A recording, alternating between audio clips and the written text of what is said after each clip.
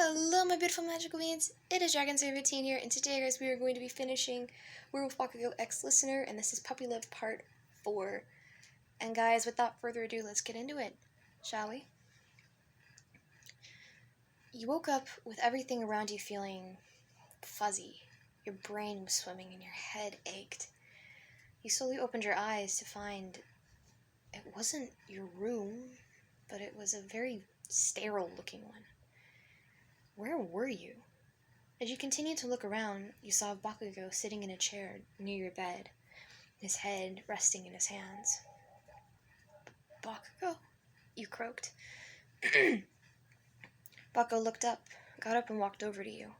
Hey, he said softly. How you feeling? My head hurts. Where even are we? You asked. In a really small hospital. You had to get surgery to get the bullet out. Bullet? You thought as you stared at him with wide eyes. Upon seeing your expression, he said softly, Don't worry about the money. I took care of it. Money? The concept hadn't even crossed your mind. He paid for it? You could feel your face going red as it beat. Are you okay? Your face is all red. You turned away and nodded, embarrassed and ashamed. What was happening? Why were you feeling like that? I mean, he had saved your life. But you were feeling something else, too. Was it love for him? Feelings for him? You couldn't tell. You know, if you want to get to know me better, why not start now? Bakugou said, looking at you expectingly. You turned to look at him, and you nodded. And then you began to talk. You talked for what seemed like hours. But a while in, you began to feel this nagging ache around your abdomen. You alright?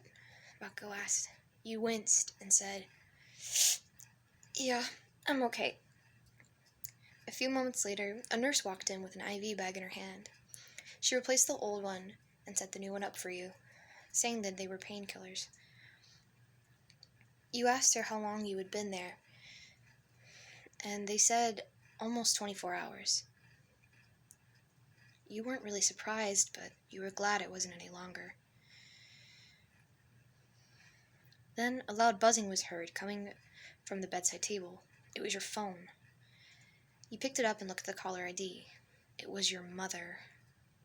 Oh no. She must be worried sick, you thought as you answered it. Hello? You said. The reply was a screaming fest. Your mother was rambling on and on and on about how you could have been killed, but also about how Bakugou had saved your life, and it had been on the news. Look, Mom, I'm fine. I just need about a week or so to rest, you told her. I don't care. I need you to get away from that monster as soon as possible. He is dangerous, your mother said, almost with a snarl on her voice. You looked at Bakugou for a moment. He had tensed up and he had shrunken in on himself. His ears were turned down. You felt sorry for him. That was rude. He was obviously sensitive to the topic. Listen, Mother. He saved my life, and not to mention, he's an alpha, and I am his mate. Whether you like it or not, we are going to be together. And I love him. You looked at Bakugou, and your face flushed once more.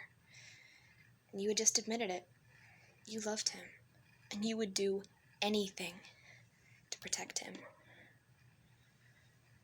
About a week or so later, you left the hospital, and you would return to your daily life. But Bakugou wasn't so sure about you leaving. He was still worried about you, and you even assured him that you'd be fine.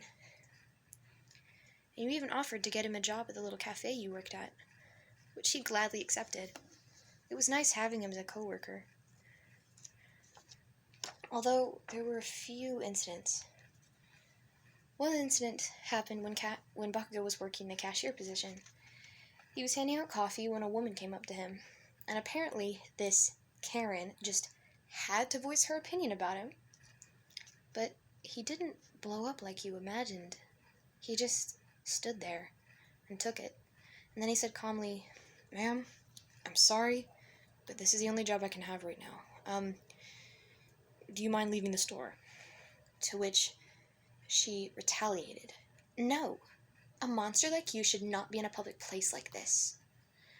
Then Bakugou asked her to leave again. She turned in a huff for a moment, and when you walked past, you could see her hand raised with a piping hot coffee in it, and she threw it at him. You jumped in front of him just in time, the hot coffee splashing on your face and torso. You cried out in pain and surprise. Bakugou yelled at the woman to get out, and she left in a huff, and he helped you get cleaned up. Later that day, on his break, you sat watching him for a moment or two, when you saw the same woman from before walk up to him. She was shouting at him. You couldn't entirely hear what they were saying. "You should not be here. You are a monster, a freak. I wish we could have eradicated you from the face of the earth entirely." You saw Bakugou's hands curl into fists. Was he going to punch her? Was he going to harm her? I mean, you didn't really care about her, but you didn't want him to get in trouble. Then he said something you couldn't understand, and the woman's face changed from anger to fear. She turned and ran to her car. I wonder what he said to her, you thought as you watched her leave. I guess I'll ask him later. When closing time came, you and Bakugou got your things and went out to his car. And after about 30 minutes of driving, you realized you had passed your apartment. Babe, we passed the apartment." "I know," Bakugou said. "I just want to take you somewhere. I think it's really pretty at night. So, you willing to come along anyways?" You shrugged and said, "Sure, but can we make it fast?" He nodded. After about another 10 minutes of driving, you stopped in what looked like a small park. Both of you got out and started to walk down a small trail, taking in the silence of the night. Then you arrived at a clearing. The moon hung full and heavy above the trees, illuminating the pathway and the clearing with a beautiful, brilliant, but eerie light. Bakugou turned and looked at you and said, "Listener, there's something I need to ask you, and I need to do it now before I completely lose my mind." "Yeah?" "Close your eyes," he said. So you did. You heard a couple seconds of shuffling, and then you heard Bakugou say, "Open them." You opened your eyes. Bakugou was kneeling on the ground, and in his hands was a small black velvet box, and inside that box was a small rose gold ring with a diamond in it. You gasped in surprise. "Listener, will you marry me?" he said softly. You couldn't believe it. But you were only teenagers. What were you going to do? But you didn't have time to think about that. He needed an answer. Yes, of course." He stood, and you jumped into his arms.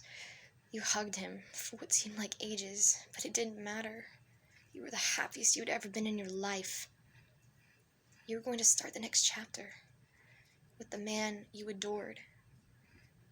You were beyond happy. Bakugou placed the ring on your left ring finger, and you left the clearing. You got back into the car and drove home. You couldn't wait to tell your family, your friends, but you were only teenagers. How were they going to react to this? How anything? What was going to happen? You didn't know, but you knew that it didn't matter. And you were going to start the next biggest chapter of your entire life. And guys, that is it for this series. Guys, if you liked it, please like and subscribe. Please ignore the weird noises in here. My phone went off at least twice. My dad. I love you guys so much. Thank you so much for all the support. And the next series will be Deku X Blind Listener. But anyways, if you like that, please like and subscribe. I love you guys. Goodbye!